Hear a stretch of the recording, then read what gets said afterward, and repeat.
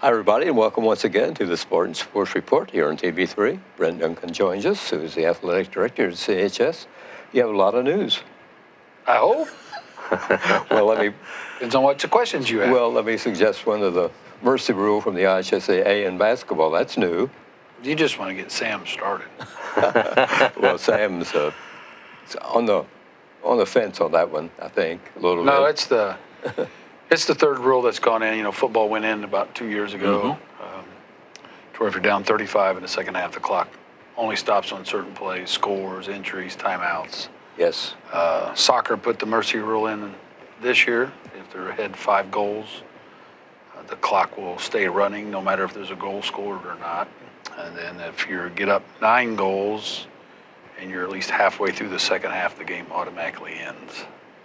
I think that just keeps people from trying to run the score. We've beaten people by more than 9 goals before, and we've been beat by more than 9 goals before. And I don't know that you get anything accomplished out of that, but your coaches can also do a better job of knowing when you're getting close to either substitute in more or work on your passing skills and not really try to score unless every person on the team has touched the ball prior to you kicking it in. And sometimes it doesn't matter, but there's been a little bit of talk for every sport about putting the mercy rule in different places. Probably last March or February, March, I don't remember exactly when. The basketball coaches have proposed, or the IIAAA, which is Athletic Directors Conference Association, proposed the mercy rule also in basketball, but we voted it out back then as the point that you were ahead by was not nearly enough. I want to say it was 20 or 25. I want to say it was 25, and so it didn't get any traction. Well, evidently they brought it back to the last board meeting that they just had last week, and the mercy rule was passed in basketball that, similar to football, that if the score gets to be 35 points or more in the second half, then the clock only stop at certain times of the game. Obviously, at the end of the quarter is free throws where you have to shoot, the clock will stop. Timeouts, et cetera, just to try to keep some of those people from running up the score. I know there's some talk about having a mercy rule in baseball and softball. What that looks like yet, I don't know, because it's not been proposed, but I know there's been some discussion. If you've not been to some of the lower level baseball and softball games, if you don't have pitching, scores get way out of line in a hurry. So I know there's been a little bit of discussion about every sport that has that. Now in softball, you have a way around that, because in softball you can't lead off. So if a girl just takes off the base too early, they will call her out. So if you get way up in the softball game, sometimes you'll notice that teams will intentionally leave the base early so that you can be called out without just not getting it out. So they don't have that rule in baseball. It's been discussed. So Was the mercy rule intended to shorten the length of the game? What's the main purpose of the mercy rule? I think it's more intended for, especially in football, for people getting hurt. Okay. You notice they've added in another quarter for the mercy rule in football so that you can substitute some of your JV kids in earlier and not still hurt them for their JV games on the week, the next week on Monday. More so from keeping people from running the scores up and just embarrassing people. You've seen those, and we've had those in the past when we used to play Muncie South. It'd be 115 to 18, and yes. I don't think we were trying to run the score. I don't think we were either. It's just that our kids from top to bottom are better than their kids from top to bottom, and it didn't matter who you put on the floor. And so. But I look at it, before you got here, we had a minister one time that talked about being a 20-point man, that he got to play when they were 20 points up or 20 points down. And there are kids like that are still an important part of the team. That I see it limits not only on the team that's ahead, but on the team that's losing. It limits maybe some development of those types of players by doing this, by shortening the game. We keep wanting to shorten the game. The people keep talking about shot clocks to shorten the game and all that. I don't understand the best game in the world, why you would want it shorter. I wish it was longer. Well, I don't know if we're trying to shorten it. I think they're just trying to get it so embarrassing. But, like for us, currently, we're not ever going to probably be 35 points up or 35 points down. But if your coaches would just use it to their advantage, you would never get to that point, and you could still play everybody you needed to. So I think sometimes people wait till the scores get way out of hand before they decide to put in their subs. And then what do they do that's negative? They put all the kids that they think are the bottom 5 in at one time. and then you're trying to play the other team, then what happens to score? All of a sudden they get a 10 or 12 point run, which can happen. And then and I don't think that I've heard it from our people, but you hear, well, see, that's why you don't play, because you can't play. Well, not if you put all 5 of them in at once. Maybe they can't play those 5, but if you put 1 or 2 in here or there along the way. So I think if coaches would just be smart, they could get around to where they would never be up to the 35 point, and the clock would never stay continually running. And I think our current coaches do a good job of rotating kids in.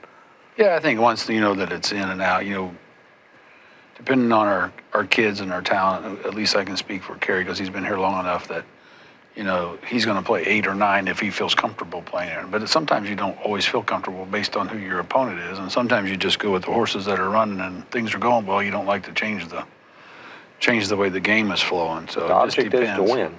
And Yeah, but I think we've been around long enough to know that you have people that win, but they do it they still press and they still embarrass and try to run the score up. And we've had that happen. that's what makes good rivalries, though, because what goes around comes around. Sometimes you're right, and we've suffered some of those in one sport, and I don't know that we've ever really decided to take it out on anybody in the other sport. But I remember just getting humiliated by Lawrence North in sectional at Arlington, and we scored 17 points. Yeah.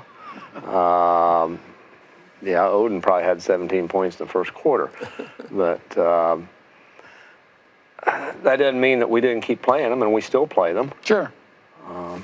I don't know what brought it all about. I think I get the mercy rule in football only because, if you're struggling, size will take over, and you can, you physically can get hurt every play in football.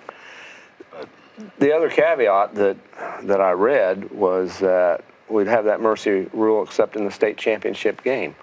That's kind of like when we went to class sports and we had the tournament of champions. To me, it doesn't make sense. Yeah, there's no mercy rule in the state finals. Well, hopefully you don't have to deal with the mercy rule in the state finals, but you never know. You never know.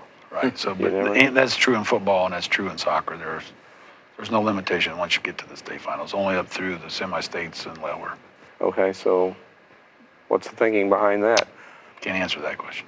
See, you go off the board and Is middle schools affected by this too? Middle school's not truly governed by the IHSA, so I know they aren't, but you told me they follow. We try to follow the rules about physicals and practices, but I don't know that. And I'm sure it'll be discussed Yes. whether we want to follow, because and it definitely can get way out of hand sometimes down there pretty quick. Did I read too, though, that like JV or freshman, that it's not 35 points, it's maybe 25 points, or did I? I didn't see the. I could be wrong anything, about that. So I didn't read any of that in the things that Brian had sent out. So I'll go back and double check before we start. But the only one I remember talking about was the 35 points, and there was some discussion that in basketball that, and I was a part of that discussion, that if you get the 35 or whatever that number was they first threw out, and the clock and the points go below that, then you revert back to the normal scoring of the game. Well, I don't think any of us on the board were in favor of that, because you can't have some sports that do that, and some sports that say once we get the running clock, we never go back, because that's not fair to those other sports. Either we got to do the same consistently for everybody across the board, or we don't do it at all. And if you're right there, 34 points to 36 points, and it'd be a nightmare for the timekeeper. Yeah, and if they did that for basketball, boys and girls, then all of a sudden the football coaches are going to want to go back if the clock is below 34 again, then start stopping the clock. And then same with soccer. Well, if you get down to 8, do we go back and stop the clock again? So for consistency purposes, that was the biggest issue when they first approached us about reverting back to normal scoring if it got below a certain point. But you can't be inconsistent from sport to sport. That's got to stay the same. Sectional football pairings have been announced, and we're hosting for the 10th year out of 11, which is a good thing. And your opponent will be? Muncie Central, which we played last year at their place. And if you happened to go to the game last year, it was freezing cold, pouring down rain, and windy. Wasn't a very pleasant night. It was a good night for the Spartans, but as far as standing on the sideline in the rain, it wasn't a very good thing. It was a victory for the Spartans, right? Yeah, and it's just kind of unusual that we happen to draw them again, only it is. Switched places this time. So if things work out well and we win that game and the top of the bracket, the home team wins that one, we could host 2 weeks in a row. So Sectional opens a week from Friday. Yes, it does. And 7 o'clock starting time? 7 o'clock starting time. And $6 tickets, because all sport tickets don't work for that. And hopefully we'll have a good show. We had a good crowd the other night for Yes. our fourth game with Lawrenceburg at home, and it was senior night for the band and the guard. And this coming Friday will be senior night for the football guys, the cheerleaders, and the Spartanettes. So Spartans have been struggling, but there's always hope at the end of the tunnel. well, we start out, and it seems like in the years I've been here, when we have some really quality, skilled kids, we don't have our big linemen, and when we have our big linemen, our skilled kids have been a little bit less mobile than they are today. So, but they compete. They still get out there and they try and Work hard. One thing that impressed me Friday night was that we scored in the first quarter. That some of these teams we played like that we score late in the game when they have their third string in. But I thought that was a real positive that we were able to score against Lawrenceburg in the first quarter. Well, Lawrenceburg probably from top to bottom is the second best team in the conference, and we probably could have scored twice, but unfortunately we had a cough up deep in their end zone on our first drive, Right. and then they went right back and scored. But then we turned around, went right back down and scored again. So, not saying it could have turned the tide of the game, but you never know what it makes your kids feel like if you can punch that first one in, and maybe you make a stop on the second series and you don't get it, and you get it back. But no, there's no quit in them, and unfortunately we've had some bad injuries and people that can't play because the year's gone along, and some concussions, and those things all play into play. And then you're trying to put maybe a kid that's not quite ready to be in there, either because of his size, the age, or whatever it happens to be. But that's why we have to have numbers. Football's developed, and you win with numbers. And the hard part with football, and we want to have a successful football program from top to bottom here, but you got to have numbers to win, and to win, you got to get numbers, you got to win. And it's that.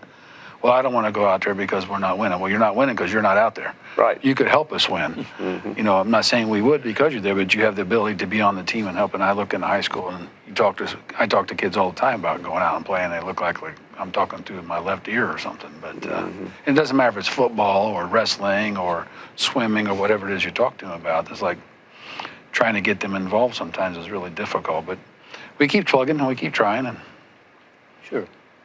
With one game remaining on the football season, here are the scores of area teams. Centerville 8-0. They beat Union City 42-7. They're home with Nicetown Friday. Pretty good team at Centerville, Coach. These yeah, they've Bulldogs. been solid. Yes. They've had a good little run. They won the boys soccer sectional. They won the boys cross country. Now they got an opportunity, I would think, to win their football sectional. I hope those young kids go far. That'd be great. Rushville is 0-8. The poor Lions, they lost to South Dearborn 62-2, and they were at Greensburg Friday. Cambridge City is 0-5. They lost to Winchester 70-0. They'll be at North Decatur Friday. Franklin County is 5-3. They beat Batesville 35-7, home with Beech Grove on Friday. Union County is 5-3. They won over Westdale 21-6, home to Try on Friday. Richmond is 1-7. They lost 24-17 to Anderson. They're home with Lafayette Jeff on Friday. And the Spartans 1-8. They lost to Lawrenceburg 62-7, home Friday with Batesville. And as you mentioned, it's senior night, so we hope for a great turnout, good weather, and everything. Yeah, and last year we did senior night prior to the game, but this year we have a couple seniors whose parents can't get there quite that time, so we'll do senior night for all football cheerleaders and Spartans at the halftime. We'll try to do football first, so those seniors, if they want to, can get back down into the locker room to finish up the locker room halftime talk. So we'll get those taken care of as quickly as we can so they get the recognition that they need. What's on the board yet for the spring sports? It's almost over, isn't it? For what? For the Spartans in sectionals. Yeah, we've got volleyball Thursday night at Batesville for their opening match against Lawrenceburg. That'll be about 7:30. Good baseball, good volleyball team.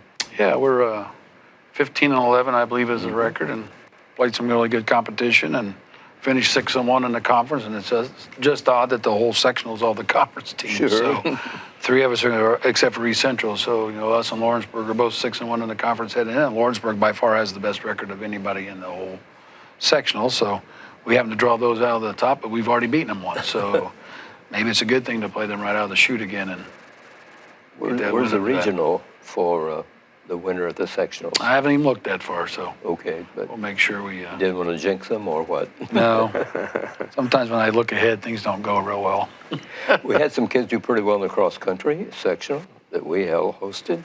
Yeah, we had some 2 guys and And a girl. and a young lady get out, so they'll be running Saturday morning at Rushville. So did a good showing for those, and excited for them, and they'll hopefully be ready to roll. They're going to roll over tomorrow and run a practice meet and run the course tomorrow. I mean, not a practice meet, but get out on the course and run it tomorrow, and then load up early for Saturday morning and start running at 10:30 again on Saturday morning. So Are you involved in that at all? I'll go over and watch. Oh, but you're not one of the officials. Oh no, I'm going to sit back and just cheer them on. How, I should know this, but how far do they run in a cross country? 3.1 miles. 3.1 miles. So, aren't you participating this weekend? So, it's kind of changed. When I ran in high school, it was 2.5. Now it's up to 3.1, and who knows where it will be before. Will it stay at 3.1 or will it change? I don't know. So, You had a successful sectional here, but you had a lot of volunteer help, don't you? yeah, I mean, there are a lot of people around. It's gotten easier with the timing crew that does all the timing, so you don't necessarily have to have all the. We used to have a timer, a recorder, a speaker, and Bob Powers did one, and Mark Beard did one, and other people were writing scores down on the thing, and used to have everybody stand at every flagpole. And I don't know if kids are better or we just overbooked it the last few times before, but Greg Stewart's timing crew does a great job, and they've got 2 cameras set up, and within about 5 minutes of the race being done, I have results in my hand, and they report them to the IHSA, so it makes it a lot easier. And with the facility outside, the kids sit out on the soccer field and we give the awards out. If it's raining, we'll go in the gym, but a lot more space outside if we can keep them out there. So. Middle school boys basketball tryouts coming up shortly. Yeah, I don't know. They might be this Thursday. So coach has got them all ready, and boys basketball will start a while, and girls basketball starts on Monday.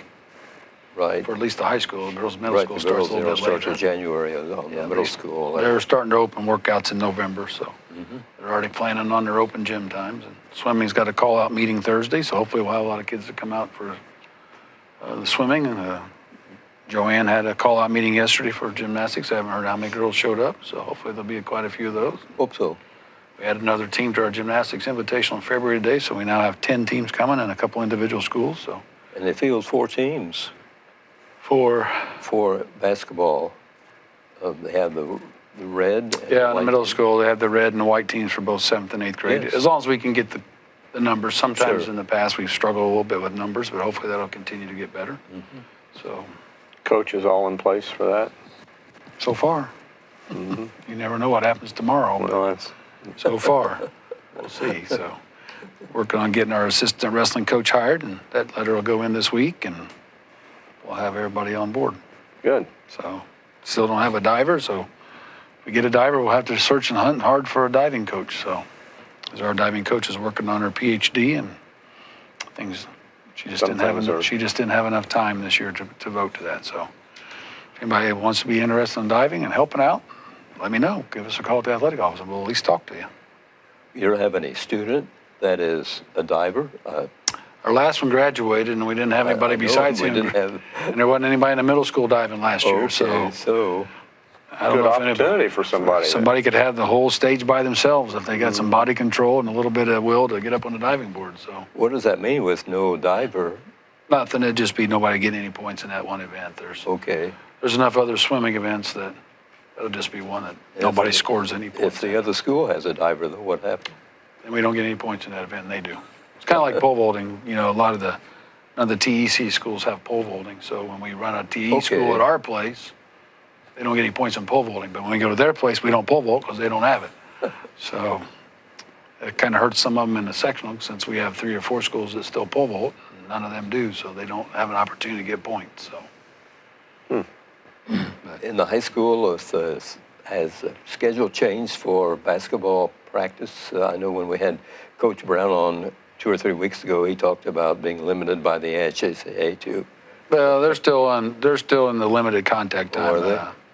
Spring sports can be in it till this Saturday. Then once Saturday crosses, they have to get out of the limited contact time. But the winter sports can continue up until their first day of practice. So he can go 2 days a week at 2 hours at a time until whatever the date in November when practice starts. 2 weeks from, it'd be 2 weeks from Monday when the boys can start. Is that good that they're limited?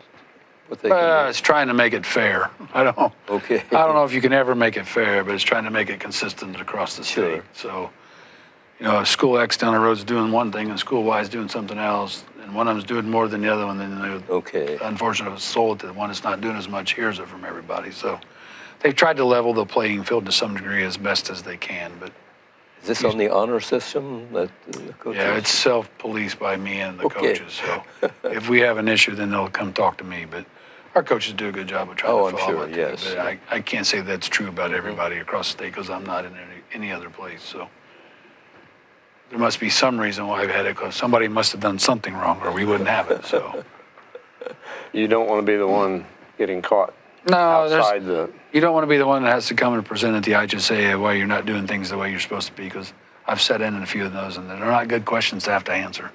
So, the questions that the board asks to you of what you're doing and why you're doing it isn't always a nice thing to have to answer to. And you're sitting there with all your peers and your colleagues and trying to figure out why you're not doing the right things. And everybody's, most of the schools are trying to do the right things. Sure.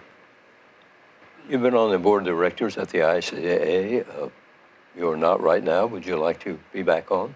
No, I think if the opportunity comes, it was a great experience for, not only for me, but just to have the Connersville name out in all of the programs. And, you get to, if you watch, you see they announce the name of the Connersville High School that I'm from it, or right now Rudy's from Sure. it. And I think just having your name out in every program, it's important for the school to have that representation if we can get it. And if the opportunity comes, I would consider it again.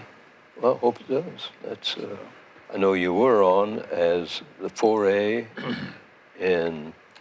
Yeah, on our enrollment drive. So I got to finish out Yes. my term, and Tom Black, the principal at East Central, actually won my seat when he ran. So the EIEC still has a representation in there. But, I think it's just important that the Connersville name can be out in different Sure. places around the state and people recognize it. And, just a little extra thing. So if we run again and have to be in a 3A seat, assuming we stay 3A, I mean, my luck, we could go back to 4A and that seat won't open up for another 2 or 3 years. But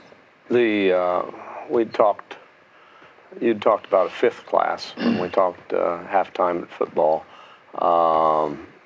Any more news on that, or is no, that that's been put just aside, that's just in the early stages from the IIAA, which is the Athletic Association, Directors Association, and that's just kind of been brought to the front here in the last probably 6 months. So it's still trying to get traction and seeing if that's something that they want to approach or even send a proposal to the IHSA. Usually the proposals come from the IIAA, and then they get looked at and tweaked and sent back and run through all the channels they can run through, then bring it back. So there hasn't been a whole lot of traction on it yet. I think the first time I heard it was just right after Christmas, February or March, the first meeting that I'd heard about a 5-class system possible.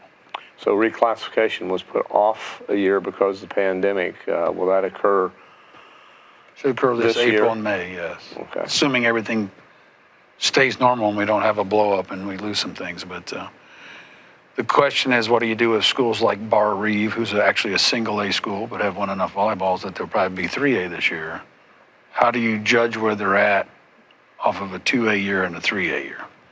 So, I don't know, there'll be about 10 schools probably in that situation. So it won't affect everybody, but there might have to be some tweaking on those 10 schools because it's hard to say your success in 2 different classes. So And that's another one of those rules that you don't that like. success factor. It just blows my mind. Yeah, I don't know. I mean, you think about where Cathedral is in football, and they're in 6A, and they probably should only be in 3A. So I don't know if we want Cathedral in 3A football consistently. So Yeah, but some schools that get moved up may lose everybody. no, you're 2A right. I mean, school, a small school can be affected if you got 2 or 3 really good classes that come through together, and then there's not quite And as talent. then a below drop that. off, and then that next group's penalized. Yeah, to some degree, I won't disagree with that. So, and that's why if they do pass the 5A, there's none of that. You're just in the class based on where your enrollment is. So I don't know if that'll tweak the success factor, if it would stay or not. I don't know the answer to that one. I have to see what's proposed. So So would it look like with the reclassification coming up in the spring that with our enrollment, we would stay where we're at. Of course, we don't know what the other schools You don't know what the doing, other ones do. You don't know what the other ones. and we're right on the edge, so. Last time there was 404 schools, and we were 101. So that's exactly at the 25% mark. So does that go up or does that go down? And so, and then when you think about it, I think in our conference, if you look, I'm not so sure that Lawrenceburg hasn't passed Franklin County as far as enrollment goes. Franklin County's always been bigger than Lawrenceburg, but I don't think they are this year. So things are changing throughout the state based on where you live. You know, obviously our population's kind of staying steady, but it is dropping a little bit and from school standpoint, but it's not what it was when I got here 30 years ago. Right. So will it continue to change? I don't know. Kids, are people going to have a lot of kids coming up? They don't seem to have as many kids as they used to have either, because you know, my grandparents had 9 kids because they all worked the farm. So You know, we had blizzard babies. Maybe we'll have pandemic babies. yeah, I don't know. So it just seems like the number. You know, I have one child and I have a grandson, so you know, there's not. I don't know if there's as many largest families as there used to be. So that's just. What my is the thought. enrollment at CHS this year? Currently, it's just a slight under 1,000 as we speak today. Okay. Last I knew it was 993. The last I knew, so that's gone up or down in the last couple of weeks. Typically, right now, people aren't moving in, so we'll see. But the enrollment was in September, so I think we were like 1,011 or 1,013 when the actual count date was there. So that's less than what we've had in the past. But Sure. who knows where the rest of the And- schools lie? Some of that drop could be people keeping their kids at home. I mean, if it dropped from Well, I mean, if they're 2019, 2020. If they're doing online, and I don't think they have the online option this year, so they have to be in our doors unless they're just taking them to another online thing that's not tied into the or school. homeschooling. Yes, so Any changes at Spartan Bowl that you were tell us about?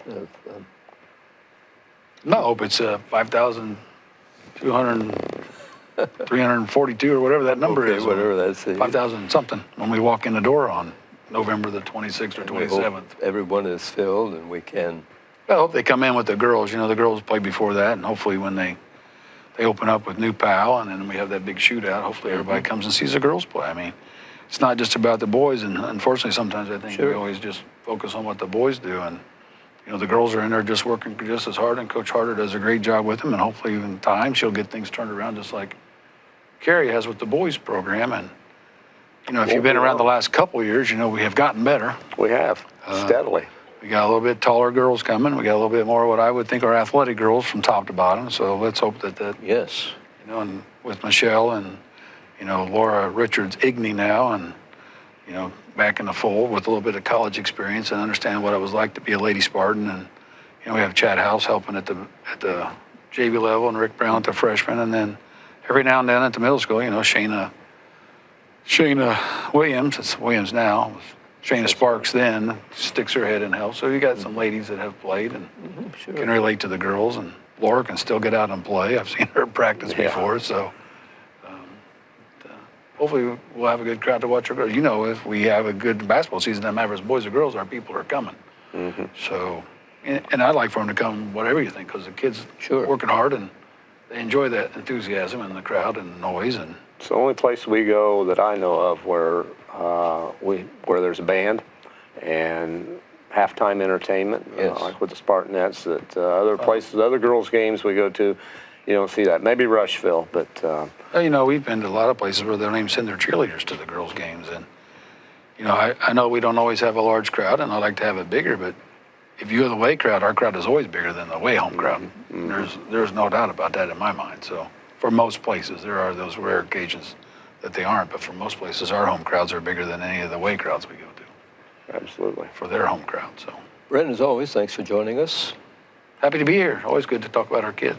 Good information today. I'll talk about the basketball changes and Trying to keep a Sam lot of happy. information. So we'll see what happens next. Thanks again. Thank you. And thank you, everybody, for watching the program here on TV3. Sam and I appreciate you watching. Good night, everybody.